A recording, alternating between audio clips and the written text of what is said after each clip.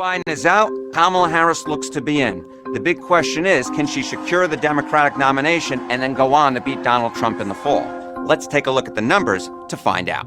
Let's start off first with the Democratic nomination. Turns out that 76% of Democrats nationwide say they'd be satisfied if Harris gets the nomination. So it looks like she's the likely Democratic nominee. Beyond the voters, Harris also has picked up a lion's share of endorsements so far. And it turns out that when it comes to presidential nominations, the person who gets at least 50% of the endorsements normally goes on to win their party's nomination.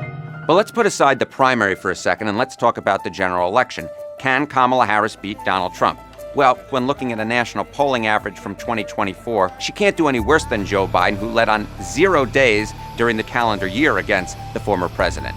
And indeed, when we look at the net favorability ratings, that is favorable minus unfavorable, in a poll taken by ABC News Ipsos after the Republican National Convention, we see that while Harris isn't exactly beloved, she comes in with a net favorability rating of minus 11 points. That was actually tied with Donald Trump, both of whom did considerably better than Joe Biden, who came in with a net favorability rating of, get this, minus 23 percentage points. Of course, elections ultimately are won in the key battleground states. And while we don't have any polling post the Republican National Convention from them, we do know that in pre-Republican National Convention polling, Harris seemed to be doing slightly better than Joe Biden. She was down just 1 point to Trump in the battleground state of Pennsylvania, well within the margin of error, while Biden did somewhat worse, being down 3 points to Donald Trump in the same New York Times Siena College poll.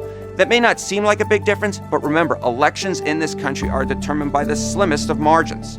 Harris may also be able to put back into place some states that Joe Biden didn't seem particularly competitive in this time around. I'm talking about states like Arizona, Georgia, and Nevada, states that tend to have younger and more diverse populations.